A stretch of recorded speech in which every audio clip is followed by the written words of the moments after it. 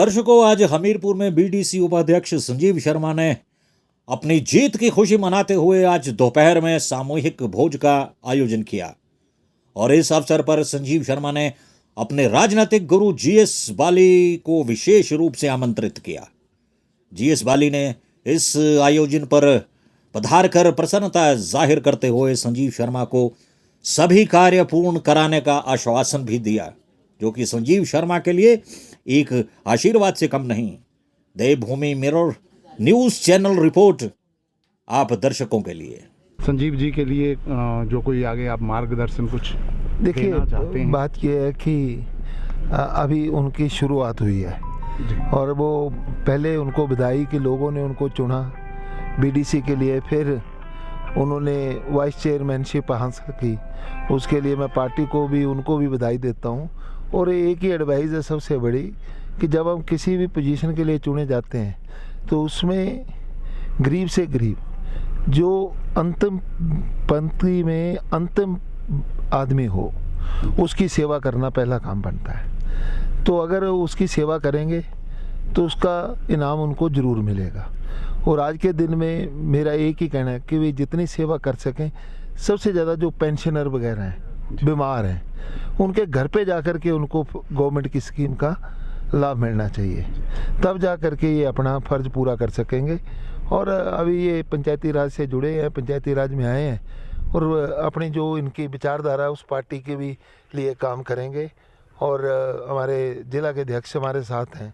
मैं समझता हूँ कि आने वाले समय में जो जीत करके हमारे लोग आए हैं उनको समर्थन हासिल कर करके कांग्रेस पार्टी अपनी विचारधारा को गांव-गांव तक पहुंचाएगी और आने वाले समय में उसका रिजल्ट देखने को मिलेगा। जी, थैंक यू। अच्छा, दोनों पार्टियां क्लेम कर रही है कि जी पंचायती राज में हमारे नुमाइंदे ज़्यादा जीत के आए हैं। तो मैं थोड़ा सा जानना चाहूँगा कांगड़ा और हमीरपुर के बारे में, सिर्फ आपसे जानना चाहूँगा कि कांगड़ा में आपका क्या रहता है? कांगड़ा में जिला परिषद का बीजेपी ने कहा कि हमारी 40 सीटें, 40 लोग हमारे पास हैं। जी जी। तब भी आपने मेरी स्टेटमेंट पढ़ी होगी कि भैया 40 लोग को ज़बरदस्ती धक्के से अपने पास रखने से काम नहीं बनता है। जो भी सरकार होती है थोड़ी बहुत आर्म ट्विस्टिंग करती है, मगर इन्होंने कुछ ज़्यादा ही कर दी और नतीजा ये हुआ कि 40 से इनका आंकड़ा 30 पे पहुंच गया और 18 थे कांग्रेस के, कांग्रेस का 24 पे पहुंच गया। तो अब ये देखिए कि 54 का हाउस है, 2-3 का फ़र्क वोटों का रह गया। तो इसलिए ये चीज़ें इसमें ज़्यादा बात करने की अवस्था नहीं है। सबसे ज़्यादा रिफॉर्म की बात आप आए नहीं थे। जो आपको इस बार 5-5 पर्चियाँ दी गई है ना, उनके ऊपर कोई कहीं पे उल्लेख नहीं था कि ये पर्ची जिला परिषद के लिए, ये प्रधान के लिए। कोई भी बड़े से बड़ा आदमी चला जाए, 10 नाम 12 नाम पड़ेगा तो उसने सुरेश कुमार जिला परिषद के लिए देना, दे आएगा समिति वाले को। तो ये बड़ी एक उसमें कन्फ्यूज़न थी। मतलब आपके कहने का मतलब है कि एक बहुत बड़ी खामी थी और आप कमीशन को सर, ये जो खामी थी ये वैसे ही कोई खामी थी या आपका कुछ इस खामी को लेके कुछ और विचार है? मैं इसमें ज़्यादा रीड अप नहीं करूँगा, मगर सरकार जो गवर्नमेंट है उसका कमीशन, जो इलेक्शन कमीशन है, इन सब का फ़र्ज बनता है कि इलेक्शन फेयर हो। ये लोकतंत्र की पहली कड़ी है जी। और उस कड़ी पे ही अगर ये आशंका हो जाए कि इलेक्शन ठीक नहीं हो रहा, वो ठीक बात नहीं है। जब आपने निशान छाप दिए तो आप हाथ से क्यों लिख रहे हो कैंडिडेटों के नाम? आपने देखी होगी पर्ची है। हाँ, बिल्कुल। वो चंचला प्रिंट होते थे, अब चंचला है। मैं आपको एग्जांपल देता हूँ, चंचला है तो ऊपर न जो है वो लिखना भूल गई मास्टरानी जी और चचला हो गया वो, तो वो चचला को दोगे क्या वोट? आप तो चंचला को देने गए हो। ऐसे ही सुमित्र को मित्र पढ़ा जा रहा है, परविंदर को इंदर पढ़ा जा रहा है। तो ये सारी खामियां थी उसमें। अच्छा, जो कई में हमारे पास आए हैं प्रूफ कि रिजल्ट भी आउट हो गए, जो कैंडिडेट है उसके निशान के सामने उसका नाम ही नहीं है, खाली है बैलेट। तो खाली बैलेट पे कैसे वोट पड़ेगा? तो ये कहीं ना कहीं आप ये कहना चाह रहे हैं कि ये खामियां जो है, खामी ना होके ये कहीं ना कहीं किया हुआ वो है लोगों को, मतदाताओं को भ्रमित करना। ये मतदाताओं को भ्रमित तो मतदाता हुए ही हैं। मैं कह रहा हूँ मेरे जैसा आदमी जब वोट डालने गया तो 5 पर्चियों में वही गलती कर सकता है, तो बाकी तो बात छोड़ दो आप। तो इसलिए हमें इलेक्शन को बिल्कुल सिस्टमेटिक और वो रखना, अगर रिफॉर्म करने पड़े इसमें तो उसकी तैयारी पहले से करना चाहिए।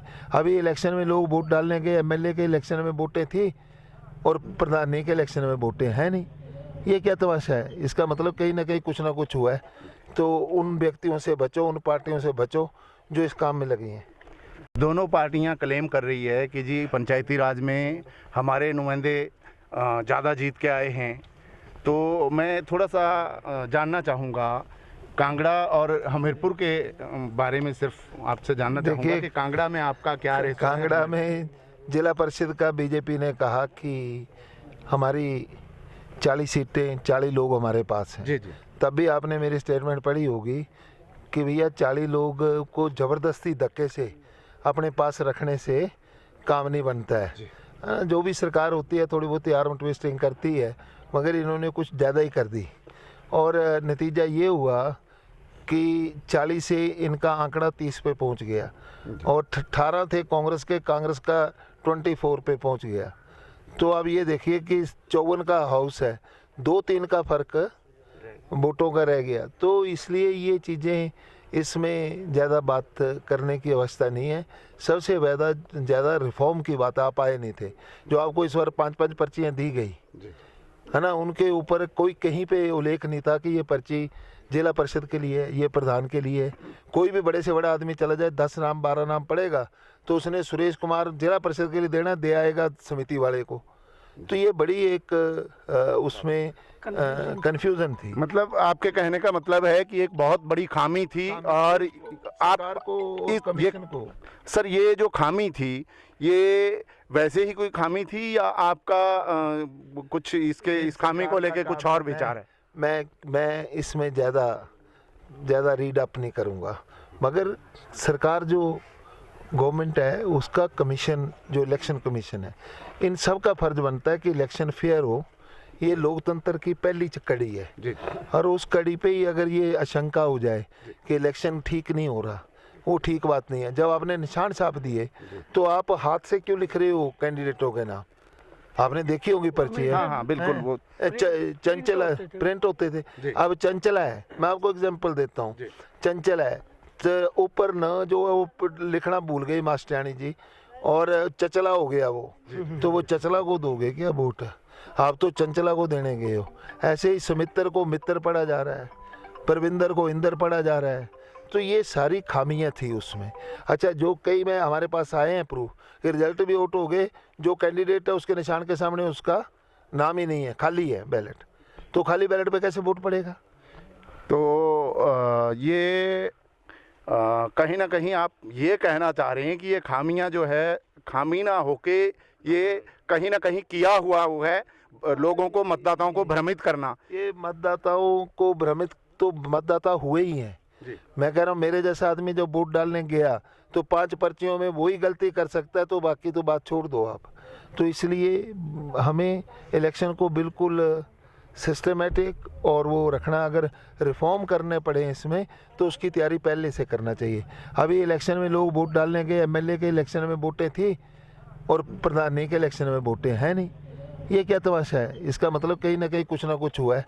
तो उन व्यक्तियों से बचो, उन पार्टियों से बचो जो इस काम में लगी हैं।